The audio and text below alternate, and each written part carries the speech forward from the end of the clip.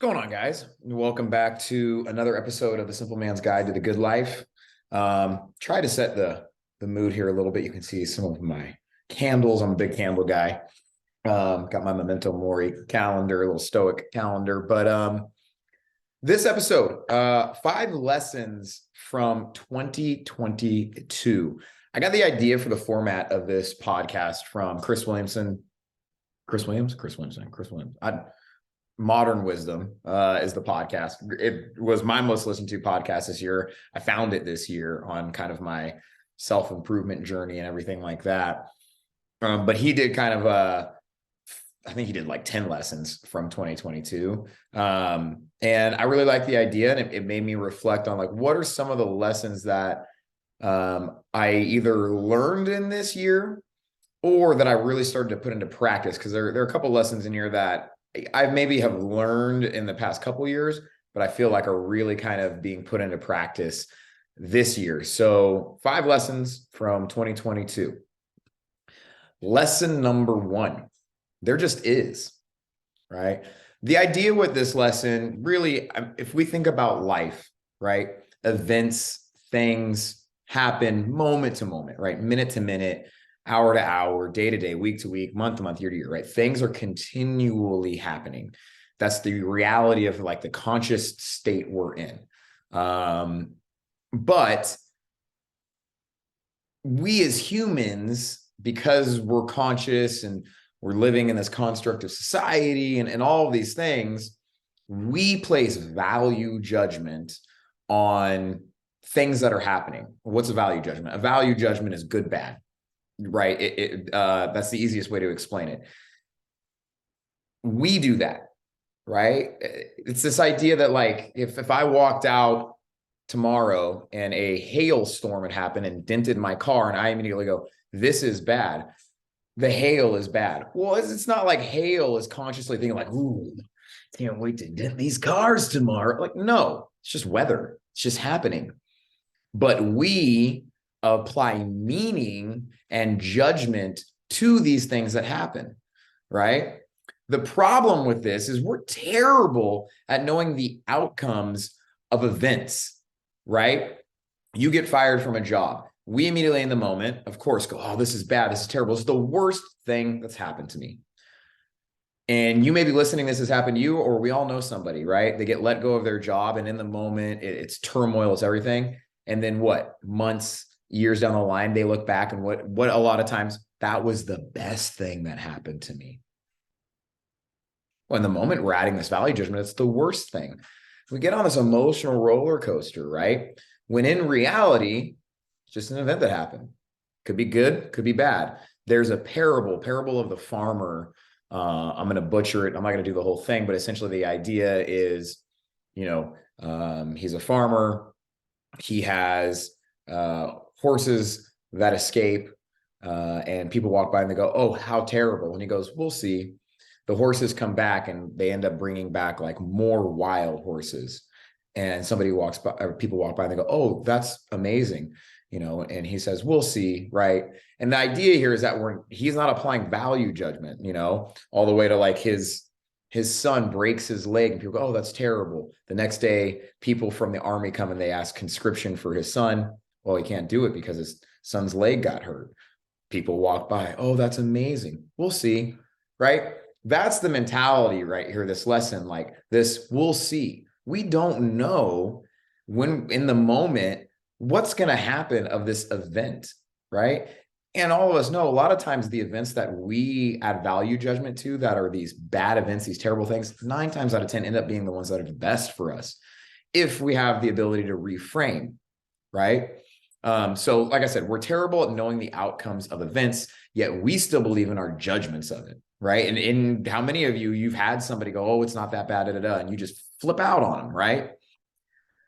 We need to learn to accept and reframe, right, these events. The cool part about this, right, this just is principle, this lesson is we are in control of how events will shape us. Literally, in the moment that something happens and we notice that we're labeling it, ooh, this is good or this is bad, we immediately can step in, have some self-awareness and go, wait a minute, is this bad? Is this good? Oh, I don't know.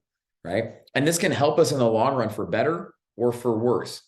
How many of you listening, or how many of you know somebody that they get caught up in this loop? This is bad. I'm angry, right? Let's take the hailstorm example. Somebody walks outside, they're, oh, this is terrible. This is the worst thing now. Insurance. They're choosing to stay in this loop. Now, I'm not saying you have to flip it and be like toxic positivity, like, oh, this is just a great opportunity for me to. No, stay level. Just be like, oh, well, this kind of sucks, but so be it. That's weather. Here, what are we going to do now? I have no idea how this is going to work out. Maybe you end up getting a great insurance claim on it. You make more, like, you just don't know, right? So lesson number one, there just is.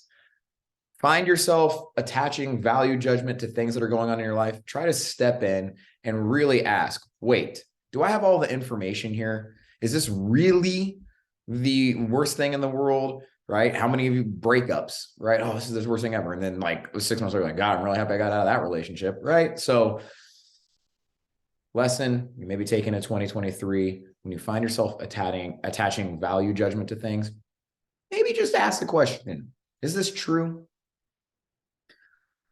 Moving on, lesson number 2. This one can seem morbid. I will explain. No one will remember you anyway. We care more about the opinions of others than we do of our opinions of ourselves. Yet, paradoxically here, others don't really care about us as much as they care about themselves. It's paradox, right? But let me explain. Think about the last time, and this partly comes from Modern Wisdom.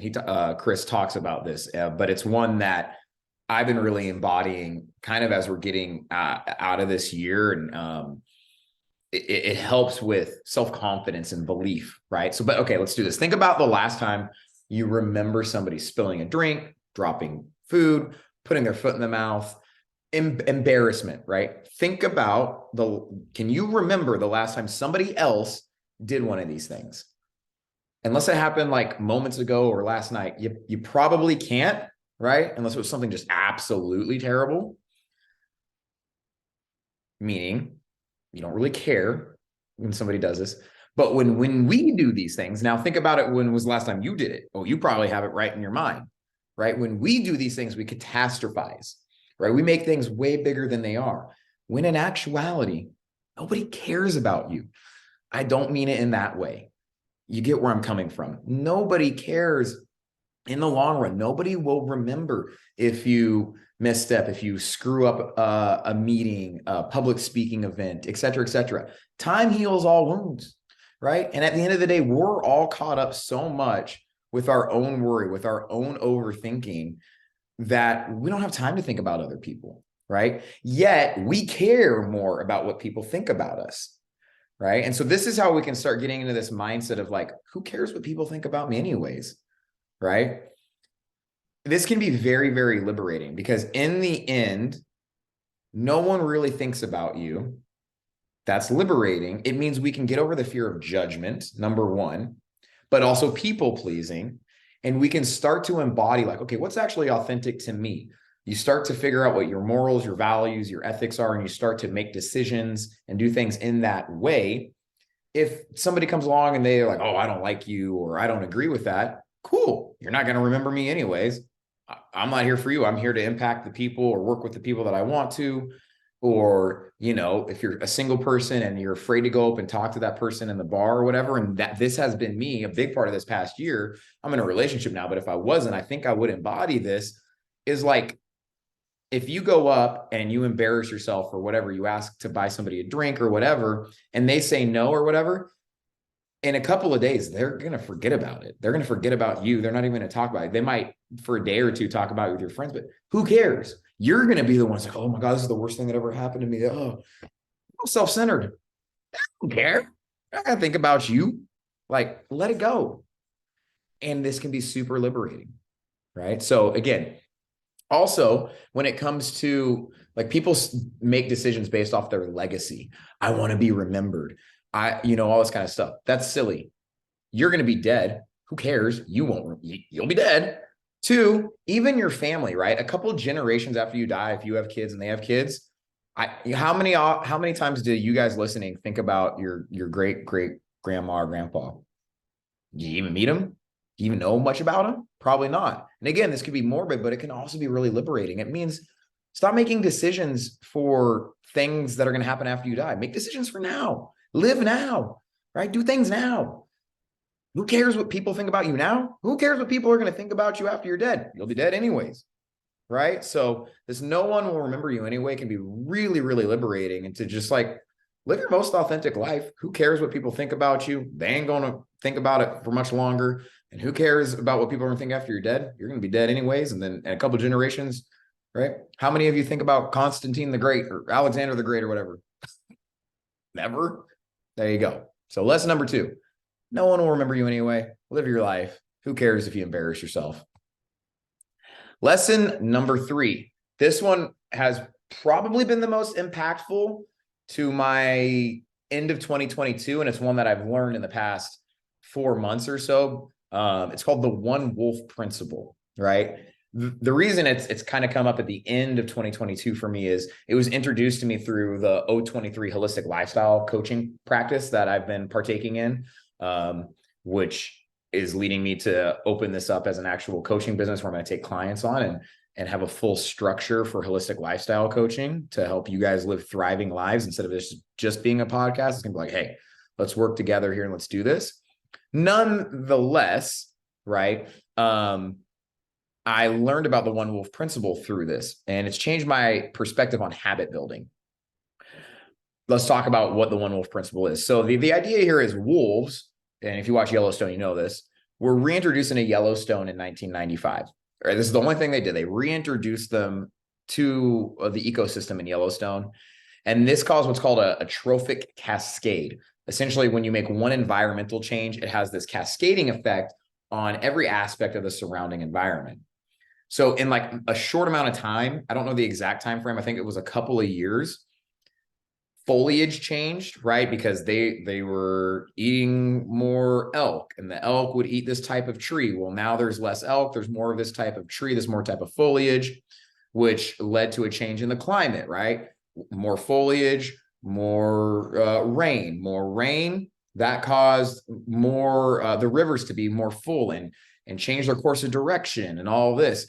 And that changes to different riverbeds. And in a short amount of time, if you looked at the geography, mountains, rivers, all that kind of stuff, it completely changed all of it. And the only thing that was changed was one thing: the reintroduction of wolves. So what does this mean for our lives? A cool story, Sean. Well, the principle here is that we can apply this to our own lives. Think about how can making one change in something have a cascade in your life, right? I like to use the example, and they use this in the O23, or they did in my coaching cohort at least, was like somebody who's maybe already going to the gym, but they're finding it hard. They go in the evenings after work and they're finding it hard and they're not being as diligent. They decide to make a change. They go, you know what? I'm going to get up and I'm going to go to the morning class, right? Well, now they go to the morning class and they notice that at first they're tired. Well, they want to be energized for that morning class. They start going to bed earlier. Now they're getting more sleep. In that morning class, they find maybe that class, they're making better friends. And they find themselves going out on the weekends with this group. Now they have a better friend group, right? Again, they maybe have been drinking alcohol a little bit in the evening after the workout. They come home, they want to wind down, but now they're waking up early. They notice on the nights that they do have alcohol, they're waking up and they're a little bit more groggy. They stop drinking alcohol, right? You can see how just the one, they could have like, oh, I'm going to stop drinking, I'm going to stop doing all this. But instead they just made one change, which was, I'm just going to go to the morning class. All of a sudden, cascading effect. And now, right, 3 months down the line, they're not drinking alcohol. They're going to bed earlier. They have a different friend group. Maybe they were having a hard time at work. And now through that hard time at work, they decide to leave. But one of their friends in that new friend group has a job opportunity, right? Now, obviously, these are all possibly could happen, right? But the positive side effect of this is a massive. There's also a negative to this too. Can you look at your life and think about like the one thing you're doing that's maybe bringing your life down? And can you change that? right? If one thing can have a positive cascading effect, obviously the opposite has to be true. One thing you introduce or that you're doing in your life could have a negative cascading effect, right? So it's kind of cool, like going into 2023, you can kind of start, instead of thinking you need to do all of these different things to optimize your life or to be better at business. And I've been doing this one for business specifically. I literally I have a to-do list. On my to-do list, it says do one thing for the gym, do one thing for starting my holistic lifestyle coaching practice, right? And it's also, if you've read that, there's a book around this, like the one thing, but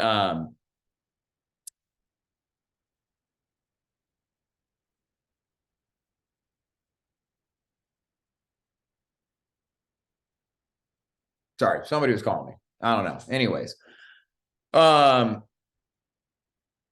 I got sidetracked now.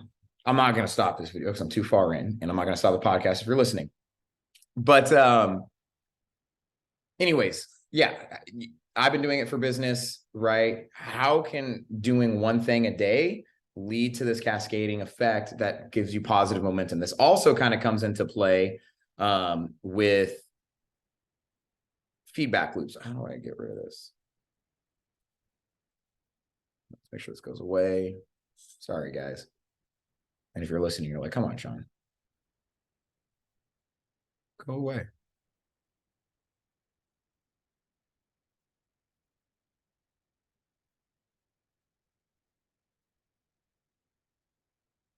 Okay. Lesson number 4, the action motivation feedback loop. Kind of links into the last one a little bit if you're on this doing one thing at a time. This also, if for anybody listening to this podcast or watching this podcast that is really into like Jocko and that whole world, motivation, discipline, all this kind of stuff, it's a big thing. Even Andrew Huberman, and we're going to kind of talk about it a little bit. Jocko's idea here, like discipline eats motivation for breakfast, right? It's not about needing motivation. It's about having discipline. In my opinion, this conversation gets lost in the weed by definitions, right? Or like what somebody's perception of motivation is. I believe that all humans are driven by motivation. Now, how I look at motivation is like at a base level, like there is motivation to stay alive. There's motivation to drink water and eat. What? Being alive. That's motivation to me. There's motivation to have sex and to pursue a partner. Why? A lot of times that's procreate, not always, right? Heterosexual, but nonetheless, right? Like there's motivations behind everything we do. That's my definition. And that's maybe simplistic and a little bit more primal, but that's how I look at motivation. I think Jocko and others see motivation as this like feeling tone, like overcome with motivation, overcome with this sense that puts them on forward momentum. The muse, right? They watch an inspirational video. Like to me, they're using motivation as inspiration. I don't see that necessarily as the same thing. I see motivation as just like the base level need to move forward for things. And like that can be motivation. But I do think we get into times where there's a rut or something like that. And maybe people are like, if I had some motivation, I think action can lead to motivation. And then that motivation leads to more action. And this maybe is kind of what Jocko and people are talking about. It's like, okay, just show up and maybe you'll get motivation. And if that's the case, like I agree. My belief though, is by taking one action step, linking it back to the last lesson, we are rewarded. Andrew Huberman fans know what I'm talking about. Dopamine. Right? But if we take one action step towards the thing we're seeking motivation for, you will get a reward. And that reward gives us the feeling of motivation. There's a dopamine hit, you go, ooh, right? That feeling of motivation then puts us on a forward kind of positive loop. Now I feel motivation. Now I take another action step. I take another action step. I feel more motivation, right? And so on and so forth. And that's that kind of like hedonic adaptation, that dopamine adaptation. You got to keep taking steps. So you can use this, right? When you find yourself in a rut, whether that's in relationships, whether that's in business, whether that's in, whatever it might be, your workout routines, think to yourself, what's one action towards the thing I'm putting off or I'm procrastinating or that's making me feel like a rut that will get me back on this action, motivation, dopamine feedback loop, right? And all it takes is one action, truly, right? And this could be like a self-care thing. I know for me, like a lot of times when I'm in a rut, maybe, or I'm feeling not motivated, right? Or I'm hard on my head. I need to do like one self-care thing. Go get a massage, go float tank. And that one thing all of a sudden, boop, gets me right back on track. Or if I feel like I'm in a rut with the business, okay, what's one thing I can do? Maybe I need to read a book. Maybe I need to listen to like one podcast with a business mind, somebody I respect. You may find that, and all of a sudden the motivation keeps going. And I find this really powerful when you are in a rut, because it's just a reminder that all it takes is one thing. And that one thing, you're leveraging kind of physiology, dopamine, psychology around that. So lesson number 4 is the action motivation feedback loop.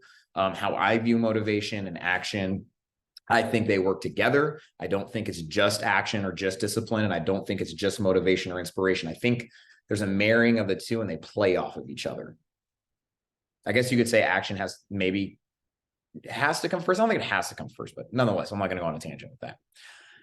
Last one I learned, and this is probably another one of the bigger ones from this year. I spent most of this year being single, longest amount of time I've been single in my adult life. And through that, I discovered John Kim, the Angry Therapist. So anyways, this lesson is like yourself over loving yourself. That may be controversial to some people out there, but let me explain. Big trend in the past couple of years, at least it seems like, especially in social media, to like love yourself. You have to love yourself before loving someone else, right? I disagree with this overall sentiment of at least you have to love yourself before loving somebody else. I disagree with that. I think maybe some people will say that liking yourself and loving yourself are the same thing. I see it differently. That's maybe just my perception of it, but nonetheless. So like I was saying, I've been single for a big part of this year. And after going back and forth, being on dating apps and getting ghosted and trying to get more in tune, like self-awareness of myself around my relationships, I looked up like how to be single, best books on being single. And like I said, I discovered John Kim, also known as the Angry Therapist. If you guys don't follow him, even if you're in a relationship, because he has a book now with his significant other around being in a relationship, like the man's wealth of knowledge around relationships. But he's the author of a book called Single on Purpose. Probably one of the most impactful books I read this year. It proposes in it, John proposes more, it's more important to like yourself than love yourself. And the argument here is that liking yourself is akin, or, a synonym, antonym, whatever, is akin to respecting yourself, having confidence in your path, your growth, what you're working on, your morals, your viewpoints, etc. And it's this point, if you get to where you like yourself, you're not going to compromise yourself or your self-worth. Whereas loving yourself can kind of be, if taken to an extreme, akin to like hiding from these areas that need work, because you go, I love myself for who I am. I'm perfect the way I am. Anybody who doesn't see that is wrong, right? And I'm not saying that everybody who loves themselves does this, but I have seen like this trend move towards that. And I think that's unhealthy because it's not realistic. You're not getting with like a 360 foot view, 360 foot, I don't know, 360 view of yourself. You're actively, like, we all need work at all times, different areas, feedback from others, etc. And that doesn't mean you don't like yourself. Like, I understand there's still a lot of growth for me to have, but I really like who I am in this moment and who I've become over the past couple of years. I've done a lot of work. I'm continuing to work on myself. I understand I have flaws, and I'm not going to hide from those flaws. I'm going to work on those flaws and continue this path. And you're never going to be the self-actualized perfect human. That's never going to happen. If you think that, you're a narcissist. This is never going to happen, right? And until the day you die, you're always going to be working on something. But the idea is, as you're working on something, you're not letting that burn your light down, right? Bring your light down. You can still like who you are. You can believe in yourself. You can have the self-confidence, but you got to get to that point, right? And so I really resonated with this because I never vibed with the like love yourself. Like yourself, though, I do, because I see that more as like respecting myself, believing in myself, trusting myself, to the point where I've gotten to the point now, and this kind of goes back to lesson like number 2, no one will remember you anyways. Like, I believe in my moral, ethical perception of the world and how I bounce viewpoints and ideas through my lens, to the point where if somebody disagrees with me, or if somebody all of a sudden is accosting me, not that this happens, but whatever, that type of thing, I go, cool, man. Like, you and I aren't going to vibe. That's okay. I believe in myself. I like myself. I know I'm a good person and that I'm going to make mistakes, but like, it makes it a lot easier to have a lens upon which you're viewing yourself. And if you're getting negative feedback, you can apply it and be like, does this vibe with, like, is this good feedback for me to take in? Is it going to help me grow in the areas I'm trying? Or is this just somebody who's attacking me, or it's not really great feedback, etc.? Somebody I don't vibe with, that's okay. I like myself. I respect myself, right? So lesson number 5 is like yourself over loving yourself. So one more time, back from the beginning, there just is this idea that we are the ones who attach value judgment to that, meaning we're creating our own hell or our own heaven in our head. We're in control of that. You can work on that. Lesson 2, no one's going to remember you anyway. Don't worry about embarrassing moments. Don't worry about being a people pleaser. Live your most authentic, true life to yourself. Screw them anyways. Lesson number 3, the one wolf principle. One small change can have cascading effects for your life in either a positive or negative way. Think about ways you can make one small change to something, and maybe that'll be a positive impact. Lesson number 4, the action motivation feedback loop. If you find yourself in a rut, if you find yourself wanting motivation, take one action step, feel the motivation, feel the dopamine, play off of that, and use this feedback loop to help you. And then finally, lesson number 5, like we just went over, like yourself over loving yourself. So that's what I got, the 5 lessons of 2022. This would be a cool thing for you guys to do. Again, I want to say thank you, Chris Williams, the Modern Wisdom podcast, for the idea for this. But you guys could do this too, just like in a journal or something like that, down, like list some like lessons you've learned and how you want to apply them. I hope you got some ideas from mine. Maybe you can try to implement some of these. Sorry for that little hiccup in the middle of this where somebody called me. Still getting used to doing this in video format and all that. So I will make sure everything's on do not disturb in these moments, but I'm authentic. This is what happens. I'm not Joe Rogan or any like high level production with this. Just trying to help people. Again, be on the lookout. If you made it this far, be on the lookout in January, beginning of the new year, for one-on-one holistic lifestyle coaching, the Simple Man's Guide to the Good Life, getting you guys on a guide to the good life. If you feel like you're in a rut, if you feel like you don't even know what a thriving life looks like, it's going to be a 3-month start to finish educational program. You're going to be meeting with me twice a week, education, execution. And I am on the back end every single day building this out. So it's ready to deliver for you. There's a system to it. And we're going to be on that path together, working towards your ultimate thriving life. And by the end of those 3 months, I guarantee that you will have a clear viewpoint of what your thriving life looks like and how that path will continue to get you there. So be on the lookout for that in January. Thanks for listening. Thanks for watching. Hope you guys have a great week and great holidays. I might be sporadic with these during the holidays. I'm not going to be super uptight about this, but enjoy the holidays if I don't talk to you guys before then. And yeah, see you guys.